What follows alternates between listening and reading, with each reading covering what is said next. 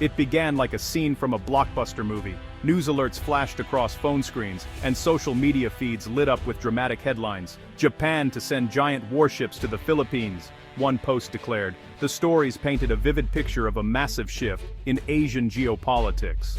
The news seemed to signal a bold new military alliance, a direct response to rising tensions in the South China Sea. For a moment, it felt as if the world was holding its breath. Reports spoke of advanced destroyers, the pride of the Japan Maritime Self-Defense Force, being handed over to the Philippine Navy.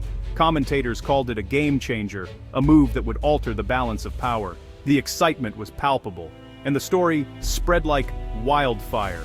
Online forums buzzed with activity, and speculative scenarios were debated late into the night. Many celebrated the news as a sign that democratic nations were uniting to uphold international law. The sheer scale of the supposed transfer made the story feel significant. However, amidst the excitement, a few voices began to ask questions. Was this too good to be true? Did it align with Japan's policies?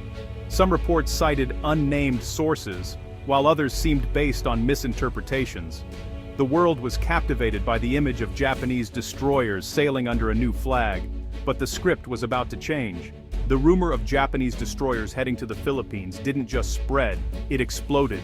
The story was shared thousands of times per hour across platforms like X and Facebook, reaching audiences far beyond Asia. The public's imagination was completely captured.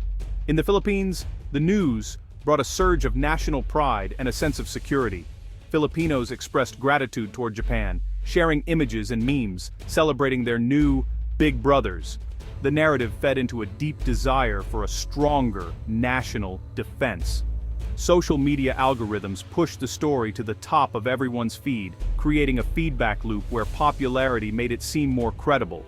People saw the story everywhere and assumed it must be true.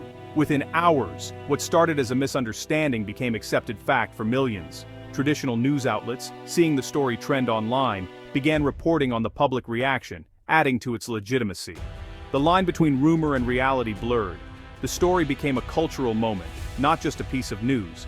People weren't just consuming the information, they were actively participating in its spread. The rumor offered a simple solution to a complex problem, and that made it irresistible. While the internet buzzed with talk of destroyers, the real agreement between Japan and the Philippines was far less dramatic. There was no plan to transfer massive frontline warships. Instead, the two nations were deepening a partnership focused on maritime security. Japan was providing multi-role response vessels, large patrol craft, not destroyers. These ships are designed for Coast Guard duties like search and rescue, law enforcement, and disaster relief. The agreement continued Japan's support for the Philippine Coast Guard, not a sudden pivot to arming the Navy. The viral headlines promised a revolutionary change. The reality was a practical enhancement of civil maritime capabilities. The real partnership was about preventing conflict, not preparing for one. This quieter truth struggled to gain traction. It lacked the drama of the destroyer fantasy. Explaining the difference between a patrol vessel and a destroyer requires more than a catchy headline. The real story was about patient diplomacy and international cooperation. Less exciting perhaps, but far more meaningful and sustainable. To understand the rumor's appeal, you need to know the difference between a destroyer and a patrol vessel. A destroyer is a true warship, built for high-stakes combat, packed with advanced technology, and bristling with missiles. It's a floating fortress, designed to project power and fight in major naval battles. A patrol vessel, on the other hand, is for law enforcement and security in a country's own waters. Its main tasks: patrolling for illegal fishing, search and rescue, and intercepting smugglers. While some may be armed, their weaponry is for self-defense, not combat with warships. The difference in size and complexity is immense. A destroyer can be over 150 meters long, with a crew of hundreds. A large patrol vessel, like those from Japan, is smaller, with a simpler crew and systems. Comparing the two is like comparing a police car to a tank. Handing over a destroyer would be extraordinary and escalatory. Providing patrol vessels is normal, constructive cooperation. It helps a partner nation manage its own maritime territory. One key reason the destroyer rumor was never plausible is Japan's constitution. Article 9 renounces war and places strict limits on Japan's military. For decades, Japan had a near-total ban on exporting weapons. Recent changes allow some transfers, but only for peacekeeping, humanitarian aid, and maritime security. Transferring a frontline warship like a destroyer would almost certainly violate Japan's pacifist principles. Such a move would be controversial and face enormous political and legal challenges. The government would have to justify how it serves peace. Japan adapts its security policies carefully and incrementally. Non-lethal defensive equipment like patrol boats fits within this framework. But a destroyer transfer would cross a line Japan has avoided for generations. So, what is Japan really providing? The answer: a comprehensive long-term partnership focused on building the Philippine Coast Guard's capacity. Japan has financed and delivered a fleet of large, multi-role response vessels. These ships are now the backbone of the Philippine Coast Guard, enabling effective patrols of their vast coastline. But support goes beyond ships. Japan is providing technology, including a network of coastal radar stations. This allows the Philippines to monitor vessel traffic and detect illegal activities in real time. Japan also offers extensive training for crews, sharing best practices in ship handling and maritime law enforcement. This builds lasting professional relationships and a sense of shared purpose. Technical assistance and infrastructure support, like improved port facilities, ensure the fleet stays operational. The Japanese approach is holistic, building sustainable, self-reliant maritime security. It's not just about equipment, it's about capability and partnership. This patient, practical support is the real story. A story of friendship and a shared commitment to a free and open maritime order. The destroyer rumor spread rapidly thanks to the power of images on social media. Dramatic photos of Japanese destroyers, sleek, gray, bristling with missiles, became the perfect visual hook. When paired with sensational headlines, these images made the rumor feel true. Photos from unrelated naval exercises were repurposed as proof of the transfer. Most people aren't ship experts. To the untrained eye, one large gray ship looks much like another.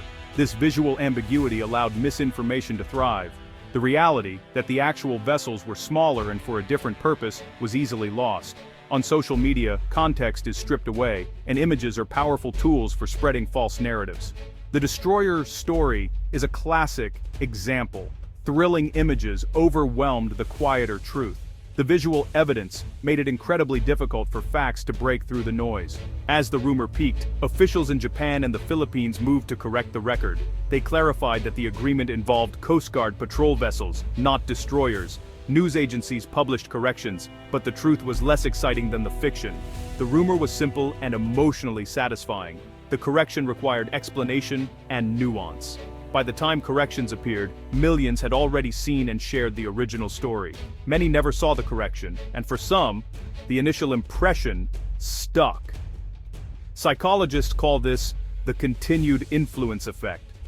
Misinformation lingers even after it's debunked.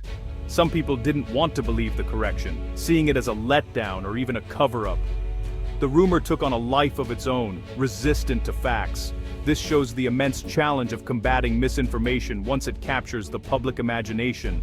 Beyond legal barriers, there are practical reasons why transferring a modern destroyer to the Philippines doesn't make sense. Training is a huge issue. A destroyer's crew consists of hundreds of specialists, and it takes years to train them.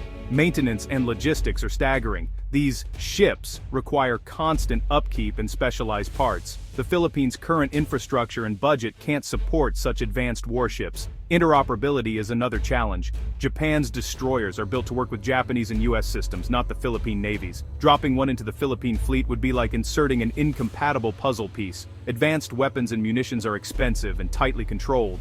Providing the ship is one thing. Supplying its weapons is another. For all these reasons, the idea of a simple transfer falls apart under scrutiny. Patrol vessels designed for the Philippines' needs make far more sense. The Japanese destroyer story is a cautionary tale for our digital age. It shows how easily misinformation can spread, especially when it taps into strong emotions. We must all become more discerning consumers of information. Before sharing, ask, what's the source? Is it reputable? Are multiple credible outlets reporting the same thing? Be wary of stories that seem too perfect or dramatic. Reality is often more complex. Emotional manipulation is a classic tool of misinformation. The real Japan-Philippines partnership is about steady, practical cooperation, not viral headlines. In an age of information overload, the ability to distinguish fact from fiction is essential for a healthy democracy and a stable world.